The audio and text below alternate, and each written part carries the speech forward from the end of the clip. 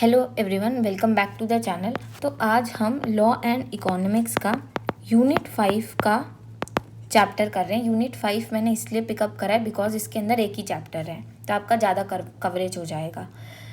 और ये यूनिट करने के बाद मैं I am to take up law and policy, जिसमें 3 ही रीडिंग्स हैं। तो जिस तरीके से हमने यूनिट 1 कर लिया, यूनिट 2 कर लिया, यूनिट 5 भी अब हम कर लेंगे and then law and policy भी कर लेंगे। तो एग्ज़ाम से पहले जितनी मैं वीडियो डाल पाई, आई ट्राई माय बेस्ट। तो इससे हमारा जो कवरेज होगा वो ज़्यादा हो जाएगा एग्ज़ाम के लिए। हम लोग एटलीस्ट 4 क्वेश्चन तो अटैम्प्ट कर पाएंगे एग्ज़ाम में। तो लॉ एंड इकोनॉमिक्स के अंदर में अब ये यूनिट 5 किस पर है, ये चैप्टर 9 हम पढ़ेंगे थॉमस मिचेली की बुक से, the economics of legal procedure. तो अब हमको यूनिट 5 में लिटिगेशंस की बात करनी है। इतनी देर तक तो हमने एरियाज ऑफ लॉ की बात कर ली। आपने यूनिट 2 में कॉन्ट्रैक्ट पढ़ा, यूनिट 3 के अंदर आपने प्रॉपर्टी पढ़ा, यूनिट 4 के अंदर में आपने टॉर्ट लायबिलिटी पढ़ा, राइट। ये सब पढ़ने के बाद ये तो एरियाज ऑफ लॉ हुए, एरियाज ऑफ लॉ। अब हमको ये जानना है कि कोई कोर्ट कचहरी में जाता ही क्यों है, वो पहले सेटलमेंट क्यों नहीं कर लेता है कोर्ट के बाहर। आजकल तो बहुत डिस्प्यूट रेजोल्यूशन बॉडीज़ हैं, तो क्यों नहीं कर लेता है। तो यहीं पे यही चीज़ है, यही क्वेश्चन हमको यहाँ पे आंसर करना है। तो ये चैप्टर काफ़ी छोटा सा है। सेक्शन 1 हमको पढ़ना है, उसमें 1.1 पढ़ना है, 1.4 एंड 1.5 पढ़ना है। 1.2 and 1.3 are not in syllabus. तो देखो एम क्या है इस चैप्टर का। अब ये जो है चैप्टर हम फोकस करेंगे legal procedure and dispute resolution पर, और हम लोग अपना एनालिसिस सिविल प्रोसीजर से करेंगे। मतलब कि जो क्रिमिनल केसेस है ना, उनकी हम यहाँ पे बात नहीं कर रहे हैं कि क्रिमिनल केसेस कितने कैसे ट्रायल में जाते हैं, क्या होता है, उनकी बात नहीं कर रहे हैं हम लोग। और ऑथर बोलते हैं कि अगर आपको क्रिमिनल प्रोसीजर की भी बात करनी है ना, तो ये एनालिसिस सिमिलर ही रहेगा, पर हम सिविल पर तक ही अपना दिमाग लगाएंगे। तो पहली बात है कि एक तो देखो स्ट्रक्चर ऑफ लीगल डिस्प्यूट पहले हमको पता होना चाहिए क्या होता है, फिर सेटलमेंट और ट्रायल डिसीजन कैसे लिया जाता है। और अगर सेटलमेंट और ट्रायल डिसीजन के बावजूद भी प्लेंटिफ को लगता है कि नहीं मेरे को कोर्ट को ट्रायल में लेकर जाना है, तो ये केस ट्रायल में गया क्यों? क्योंकि हमें एक आप अगर डेटा देखेंगे तो मेजॉरिटी केसेस जो हैं वो सेटल हो रहे हैं। तो वो वाई यानी केस गोज टू ट्रायल, तो कोई केस ट्रायल में क्यों ही जा रहा है। और उसके लिए हम ये 2 मॉडल पढ़ेंगे, optimism model and asymmetric information model. Now civil procedure जो होता है ना, वो मल्टी स्टेज होता है। सिविल प्रोसीजर मेरा मल्टी स्टेज होता है, मतलब उसके बहुत सारे स्टेजेस होते हैं, स्टेज 1, स्टेज 2, स्टेज 3, स्टेज 4। अब कोई भी सिविल प्रोसीजर चालू कैसे होगा, स्टार्ट कैसे होगा, उसका स्टार्टिंग पॉइंट क्या होगा, जब प्लेंटिफ लॉ सूट फाइल करेगा। तो प्लेंटिफ ने लॉ सूट फाइल करा, लॉ सूट फाइलिंग हुई। अब उसके बाद ना 2 चीज़ें हो सकती है, डिफेंडेंट और प्लेंटिफ या तो सेटलमेंट कर ले आपस में, कुछ भी हो सकता है, एंड दूसरा हो सकता है प्लेंटिफ तो अड़ जाए, बोले नहीं मैं इसको सेटल नहीं करना चाहता, मैं इसको ट्रायल में लेकर जाना चाहता हूँ। अक्सर देखा गया है कि मेजॉरिटी ऑफ जो आपके केसेस है ना वो सेटल हो जाते हैं, और 1 से 2% केसेस ही रीच करते हैं कोर्ट को। ये यूएस डेटा उन लोगों ने दे रखा है, क्योंकि हम यूएस के ऑथर से पढ़ रहे हैं। इंडिया में भी ऐसा ही हाल है। तो लॉ सूट फाइलिंग हुआ, सेटलमेंट मेजॉरिटी कर लेते हैं, तो फिर भाई ट्रायल में क्यों जा रहे हैं, हम इसके बारे में हमको बातचीत करनी है। देखो सेटलमेंट मॉनेटरी भी हो सकता है, और मैं आपको थोड़ा सा अगर बात बताऊँ तो सेटलमेंट के अंदर क्या हो सकता है, देखो एक सर्टिनिटी है कि मुझे इतना मॉनेटरी अमाउंट मिला। ट्रायल के आउटकम्स में सर्टिनिटी नहीं है, मुझे नहीं पता कि मेरे फेवर में आएगा डिसीजन या नहीं आएगा।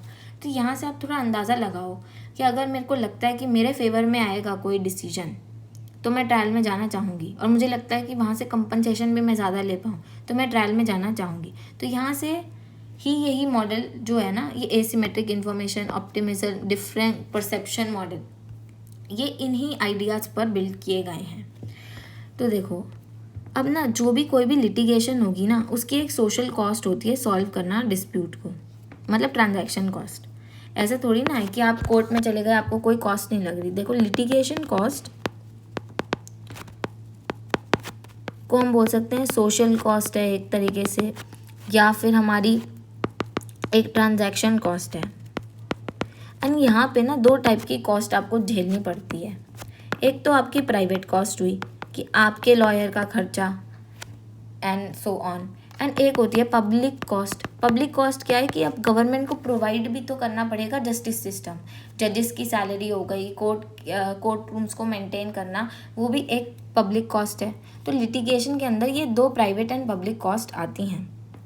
तो लिटिगेशन इन्वॉल्व करता है आपकी ये पब्लिक एंड प्राइवेट कॉस्ट। जैसे प्राइवेट कॉस्ट में आपका एग्जांपल हो गया fees of lawyer, and public cost में क्या हो गया, operating cost of operating the legal system, salaries of the जजेस personnel plus operating the court facilities, जैसा आपको बताया।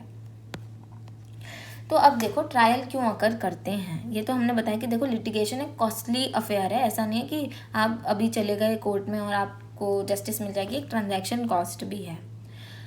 तो है ना, ये 2 बिलीफ रहती है। हम लोग इकोनॉमिक्स के स्टूडेंट हैं, हम हमेशा बोलते हैं कि इकॉन्स जो होते हैं, जो हमारे इकोनॉमिक वर्ल्ड के जो एजेंट्स होते हैं वो रैशनल एजेंट्स हैं। रियलिटी में ऐसा नहीं होता है कि जो एजेंट्स हैं एक इकॉनमी के अंदर वो रैशनल होते हैं, नहीं।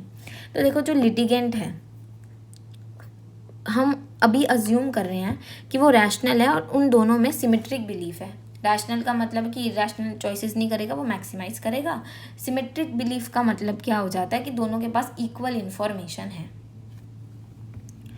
तो अगर ये होता है कि अगर वो बंदा रैशनल भी एंड सिमेट्रिक बिलीफ है, तो आप खुद सोचो ना कि क्या वो मतलब वो कोर्ट जाने से पहले ही क्या वो आउटकम रेप्लिकेट नहीं कर लेंगे इन मॉनेटरी टर्म्स में। अगर ये दोनों चीज़ें होती लिटिगेंट के अंदर में, तो वो क्या कर सकते थे, वो आउटकम रेप्लिकेट कर लेते, मैक्सिमाइजेशन मिनिमाइजेशन अपना ऐसा देख लेते और मॉनेटरी फॉर्म में सेटलमेंट कर लेते। अगर सेटलमेंट कर लेते तो जो अभी मैंने आपको बताया लिटिगेशन कॉस्ट जो हुई है वो सेव होती। तो यहाँ पे वो सेव कर रहे हैं cost and uncertainty of ensuring an actual trial, of enduring an actual trial. तो सिंपल सी बात है, जो हमारे लिटिगेंट्स हैं ना, अगर वो रैशनल होते प्लस उनमें सिमेट्रिक बिलीफ होती, अगर ये दोनों आप एक तरीके से बोलो क्वालिटीज़ होती, तो सिंपल सा था, वो लोग रेप्लिकेट कर लेंगे कोर्ट का आउटकम, रेप्लिकेट कर लेंगे आउटकम एंड सेटलमेंट करेंगे। इस केस में आप देखो सेटलमेंट करेंगे। अभी हमको आंसर क्या करना है, ट्रायल में क्यों जा रहे हैं अभी देखते हैं। सेटलमेंट कर लेंगे आपस में, और अगर सेटलमेंट करी तो आप सिंपली बताओ कि आप सेव कर रहे हो कॉस्ट ऑफ लिटिगेशन, कोर्ट में जाने की कॉस्ट। एक तो आप लॉयर की कॉस्ट जो हर हियरिंग पे देनी पड़ेगी, पब्लिक सिस्टम अपनी कॉस्ट बचाएगा, जजेस की सैलरी वगैरह, तो सेव कर लोगे कॉस्ट ऑफ लिटिगेशन। पर ना ऐसा नहीं होता है, ये दोनों ही जब अजम्पशन है ना ये हमारी, इन अजम्पशंस को अगर मैं अब रिलैक्स करूँ ना, तब मैं रियल रीज़न पा पाऊँगी कि why they go to trial. पर इसमें भी ऑथर बोलते हैं देखो, रैशनैलिटी की अजम्पशन को रिलैक्स करना is not a easy thing to do. मतलब ईजी थिंग नहीं है कि हम लोग नहीं करना चाहेंगे, इरैशनैलिटी हम इवोक नहीं करना चाहते हैं। अगर आप बिहेवियरल इकोनॉमिस्ट हो तो आप ज़रूर इरैशनैलिटी की कंडीशन को इवोक करोगे, ये लोग नहीं करते हैं। तो ये बोलते हैं कि हम इरैशनैलिटी की कंडीशन को इवोक नहीं करेंगे, मुश्किल नहीं पर इवोक नहीं करना चाहते हैं। तो बाद बाकी सारी चीज़ आ गई सिमेट्रिक बिलीफ पर। अब दोनों वर्ड में ध्यान रखना, सिमेट्रिक प्लस बिलीफ, यहीं से ही हमारे 2 मॉडल निकलेंगे। जब मैं इसको रिलैक्स करती हूँ सिमेट्रिक बिलीफ की अजम्पशन को, तो ये मेरी क्या बनी, एसिमेट्रिक बिलीफ। तो यहीं से ही हमारी जो मॉडल्स हैं 2, ऑप्टिमिज्म मॉडल जो बिलीफ पर निर्धारित है, एंड एसिमेट्रिक मॉडल जो एसिमेट्रिक इन्फॉर्मेशन पर निर्धारित है, वो 2 मॉडल्स निकल कर आएंगे, राइट। तो जब मैंने रिलैक्स कर दी assumption but without invoking irrationality, देखो इसको हम नहीं छेड़ रहे, अभी भी रैशनल मान रहे हैं लिटिगेंट को, तो सिमेट्रिक बिलीफ को करना पड़ेगा। तो इसके अंदर में क्या हो सकता है, सिमेट्रिक बिलीफ के अंदर में एक तो बिलीफ में आपका कंटेस्ट हो, तो डिफरेंट ओपिनियंस हो प्लेंटिफ और डिफेंडेंट के about the outcome of the trial. Plaintiff को लगा कि ट्रायल में जाऊंगा जीत जाऊंगा, एंड डिफेंडेंट को लगा कि ट्रायल में जाऊंगा तो मेरे फेवर में आएगा। तो एक डिफरेंट ओपिनियन है about the outcome of the trial. तो इससे हम बनाएंगे optimism of differing perception model, और फिर पार्टीज जो है उनके पास प्राइवेट इन्फॉर्मेशन हो सकती है अबाउट रिलेवेंट फैक्ट, मतलब एसिमेट्रिक इन्फॉर्मेशन है। एसिमेट्रिक इन्फॉर्मेशन का मतलब क्या है, एक party to one party has more information than the other, तो इन पार्टीज के पास कुछ प्राइवेट इन्फॉर्मेशन हो जाती है अबाउट द रेलिवेंट फैक्ट, तो यहाँ से एसिमेट्रिक इन्फॉर्मेशन मॉडल बनाएंगे। बिफोर ये मॉडल हम समझें, इससे पहले ये छोटा सा पार्ट कर लेते हैं। देखो, एक डिस्प्यूट अराइज हुआ, वो अभी कॉन्ट्रैक्ट, प्रॉपर्टी, टॉर्ट लाइबिलिटी, किसी का भी डिस्प्यूट हो सकता है, ब्रीच ऑफ कॉन्ट्रैक्ट का हो सकता है डिस्प्यूट, कोई प्रॉपर्टी राइट पे डिस्प्यूट हो सकता है, कोई एक्सीडेंट का मतलब टॉर्ट लाइबिलिटी का डिस्प्यूट हो सकता है। तो इसके अंदर प्लेंटिफ के पास क्या है, दो ऑप्शन है, फाइल कर सूट या ना कर फाइल। नहीं फाइल करेगा तो कुछ नहीं होगा। अगर फाइल वो करता है ना, तो उसके पास तीन रास्ते खुल जाते हैं, या तो सेटल कर लो। सेटलमेंट का मतलब क्या होता है, ये ना ऑफर डिफेंडेंट देता है, डिफेंडेंट खुद आता है, प्लेंटिफ ने फाइल कर दिया सूट, अब फाइल कर दिया सूट, उसके बाद क्या होगा, डिफेंडेंट क्या बोलेगा, please settle with me, let's get into a settlement. और ये प्री ट्रायल बार्गेनिंग क्या होता है, इसके अंदर में क्या होता है, ऑफर काउंटर ऑफर चलता है, तो ये दोनों साथ में आके बैठे। सेटलमेंट में तो डायरेक्टली डिफेंडेंट बोल देगा कि आप 50 लाख ले लो। एंड प्री ट्रायल बार्गेनिंग, अब इसके अंदर बार्गेनिंग का मतलब क्या होता है, हमको पता है बार्गेनिंग का मतलब है ऑफर देगा एक, फिर दूसरा काउंटर ऑफर देगा, इस तरीके से बार्गेनिंग करते करते वो सेटलमेंट में भी आ सकते हैं, वो सेटलमेंट में नहीं भी आ सकते हैं। या तो फिर एक ऑप्शन है प्लेंटिफ के पास कि ट्रायल पे जाए, और ट्रायल पे गया एंड पूरा प्रोसीजर होने के बाद दो ही आउटकम बचते हैं, या तो प्लेंटिफ विन करेगा या डिफेंडेंट विन करेगा। तो ये आपका स्ट्रक्चर ऑफ लीगल डिस्प्यूट रहता है। हमारा मेन ऑब्जेक्टिव नेक्स्ट 2 वीडियोस में ऑप्टिमिज्म मॉडल को पढ़ना होगा एंड एसिमेट्रिक इन्फॉर्मेशन मॉडल को पढ़ना होगा। Thank you very much guys.